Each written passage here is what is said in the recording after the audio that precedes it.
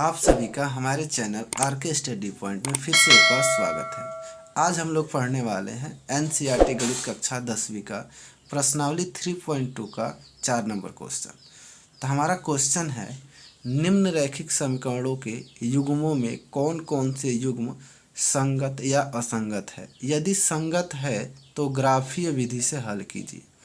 इस दिए प्रश्न में हमको यह बताना है कि रैखिक समीकरण का कौन सा युग्म संगत है और कौन सा युग्म असंगत है। और सेकंड नंबर कंडीशन कह रहा है यदि संगत है तो ग्राफीय विधि से हल कीजिए।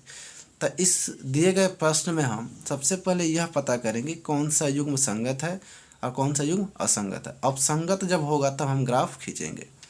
तो ये हमारा रहा पहला प्रश्न, x + y = 5 और 2x + 2y = 10। इस दिए गए प्रश्नों को हम सर्वप्रथम हम इस समीकरण के रूप में हम लिख लेंगे, अर्थात x + y = 5 को हम इस रूप में और इस समीकरण को इस रूप में हम लिख लेंगे। अब हमारा अगला जो कंडीशन है वह यह है कि समीकरण 1 तथा समीकरण 2 की तुलना हम इस व्यापक समीकरण से करेंगे। तो यहाँ पे समीकरण 1 की तुलना a1x + b1y + c1 = 0 से हम लोग करेंगे। तो यहाँ से देखिए, जब इसकी तुलना हम करेंगे तो a1 की वैल्यू यहाँ से 1 प्राप्त हो जाएगी। फिर इसी प्रकार यहाँ से b1 की वैल्यू यहाँ से 1 प्राप्त होगी और यहाँ से c1 की वैल्यू यहाँ से -5 हो जाएगी। इसी प्रकार समीकरण 2 की तुलना हम इस व्यापक समीकरण से करेंगे।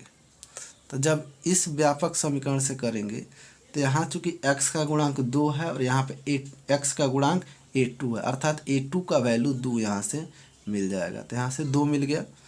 अब यहाँ से देखिए y की जो है गुणांक b2 है, यहाँ पे y का गुणांक 2 है, यानी b2 = 2 जो है कि 2 हो जाएगा। यहाँ से c2 की वैल्यू हो जाएगी यहाँ से -10।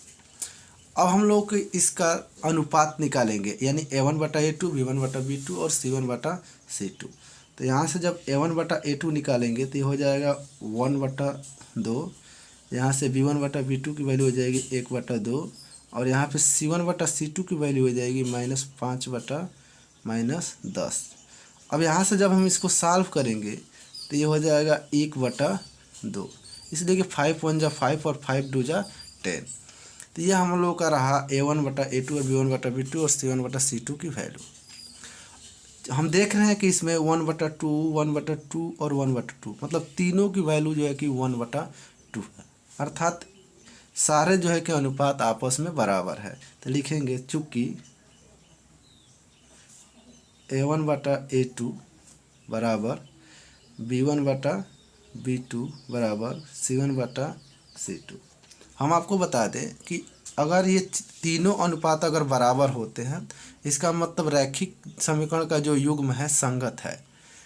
आपको एक कंडीशन हम दिखा देते हैं, अगर रैखिक समीकरणों का युग्म अगर संगत होगा तब जब a1/a2 b1/b2 के बराबर ना हो और चाहे तीनों जो है कि बराबर हो जाए। यही 2 कंडीशन है संगत होने का। तो ये हमारा दूसरा नंबर जो कंडीशन के हिसाब से ये जो है कि रैखिक समीकरण का युग्म संगत है। तो लिख देंगे नीचे, अतः समीकरण का युग्म संगत है। तो यहाँ से जब यह समीकरण का युग्म संगत है तब हम इसका ग्राफ खींचेंगे कंडीशन के हिसाब से। तो यहाँ पे हम दोनों समीकरणों को ग्राफ खींचने के लिए पहले लिख लेंगे, तब समीकरण 1 से हम y का मान निकालेंगे और समीकरण 2 से भी y का मान निकालेंगे। तो यहाँ से हमने x को पक्षांतर करके RHS में ला करके 5 - x कर दिया, यानी y = 5 - x यहाँ से हो गया है।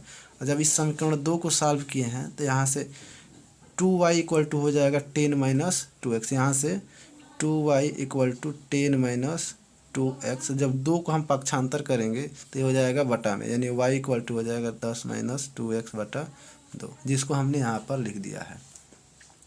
अब इसमें हम x और y का मान निकालेंगे अलग अलग मानों पर। चूँकि हमको ग्राफ खींचना है तो यह पॉइंट टेबल हमको बनाना पड़ेगा, इसी के माध्यम से हमको ग्राफ खींचना है। तो यहाँ से हम सबसे पहले x का मान 0 करके देखते हैं। तो जब हम x का मान इस समीकरण में 0 रखेंगे तो यहाँ से y का सीधा वैल्यू 5 मिल जाएगा, यानी यहाँ पे हो जाएगा 5। जब हम x का वैल्यू 1 करके देखते हैं तो जब यहाँ पे x का वैल्यू 1 रखेंगे तो यहाँ पे 5 में से 1 घट के हो जाएगा यहाँ पे 4। इसी प्रकार 2 रखते हैं, जब यहाँ पे जब 2 रखेंगे तो यहाँ से y का वैल्यू यहाँ पे 5 में से 2 जब घटाएंगे तो यहाँ से 3 प्राप्त होगा। इस प्रकार हमको यहाँ से वैल्यू मिल चुका है 0 रखने पर 5, 1 रखने पर 4 और 2 रखने पर 3, इसी समीकरण से। अब हम समीकरण 2 में अलग अलग मान रखते हैं, तब फिर हम इसमें भी x बराबर 0 रख के देखते हैं क्या होता है। जब हम x का मान यहाँ पे जब 0 करेंगे तो ये पूरा वैल्यू 2x 0 हो जाएगा। अब बचेगा सीधा सीधा 10/2, यानी 2 से जब 10 से भाग देंगे तो 5 प्राप्त हो जाएगा। फिर हम यहाँ से 1 रखेंगे यहाँ पे, तो यहाँ से 2 1 जब 2 हो जाएगा, यानी 10 में से 2 घट के हो जाएगा 8, 8 में जब 2 से डिवाइड करेंगे तो हो जाएगा 4।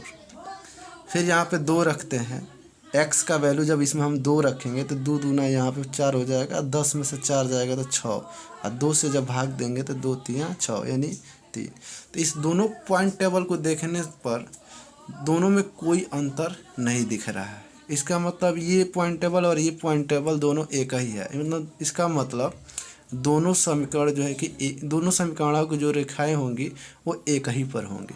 इसका मतलब सिर्फ एक का अगर हम ग्राफ खींच दें तो दोनों का हो जाएगा। अब हम लोग ग्राफ की बात करेंगे। अब हम लोग ऐसे ग्राफ पर हम समीकरणों को दिखाएंगे। तो हमने अभी जो है कि पॉइंट टेबल बनाया, तो यहाँ पे पॉइंट टेबल हम यहाँ पे भी बना दिए हैं। इसी पॉइंट टेबल को देख के इस पे पॉइंट हमको दिखाना है। अगर आपके पास अगर ग्राफ नहीं होगा तो कॉपी पे भी ऐसे जो है कि ड्रा करके आप भी बना सकते हैं। अब यहाँ पे हमको पहला पॉइंट दिखाएंगे 0 और 5। तो इसमें x एक्सिस पर 0 है और y एक्सिस पर 5 है। मतलब एक सबसे पहले हम x का मान देखते हैं, फिर बाद में y का मान देखते हैं। तो इस x एक्सिस पर देखेंगे कि 0 कहाँ है, तो यहाँ पे देख रहे हैं कि यहाँ पर मूल बिंदु है 0 और y का वैल्यू है 5, यानी 0 और 5 यहाँ पर होगा, यानी यह बिंदु होगी 0 5। अब हम दूसरे बिंदु की बात करेंगे 1 और 4 का। तो 1 मतलब x एक्सिस पर 1 और y एक्सिस पर 4 वैल्यू होनी चाहिए। तो यहाँ पे ये x एक्सिस, तो x एक्सिस पर वैल्यू यहाँ पे 1 हो जाएगी और यहाँ से y एक्सिस मतलब y पे जो है कि 4 वैल्यू देखनी है। तो y पे हमारा वैल्यू है 4 यहाँ पर और x की वैल्यू है यहाँ पर, यानी यहाँ पे हमारी वैल्यू हो जाएगी, यहाँ से देखिए 1 और यहाँ से 4, यानी यह वैल्यू हो जाएगी। इसको बाद में हम लोग लिख लेंगे, पहले इसको हम ऐसे एक पॉइंट बना लेते हैं।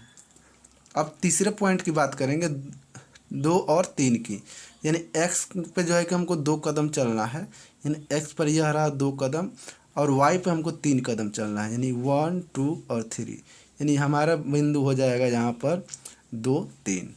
चाहे तो आप इसको लिख भी सकते हैं, तो यहाँ पे लिख देंगे 0 5, यहाँ पे 1 4 और यहाँ पे हो जाएगा 2 3। ये हम लोग का पॉइंट है। अब हमको इस तीनों रेखाओं को हमको मिला देना है। तो ऐसे हम तीनों रेखाओं को तीनों बिंदुओं को मिला देंगे। रेखा तो अब खींचेंगे हम, तो यहाँ से हम तीनों पॉइंट को मिला देंगे। यही हमारा जो है कि ग्राफ बन गया है। तो यहाँ पे जो है कि संगत हमको प्रूफ करना था। तो संगत का मतलब ये होता है कि एक रेखा पर हो, मतलब जितने भी बिंदुएं मिलेंगी सब एक ही रेखा पर मिलेंगी। तो यहाँ पे देखिए जितने भी बिंदु मिल रही है सब एक ही रेखा पर, तीनों बिंदु एक ही रेखा पर, इसीलिए यह संगत है। तो ये रहा हम लोग का ग्राफ। तो इसका आप स्क्रीनशॉट ले सकते हैं और एक जो है कि आप अपने कॉपी पे ग्राफ बना लेंगे ऐसे बिल्कुल।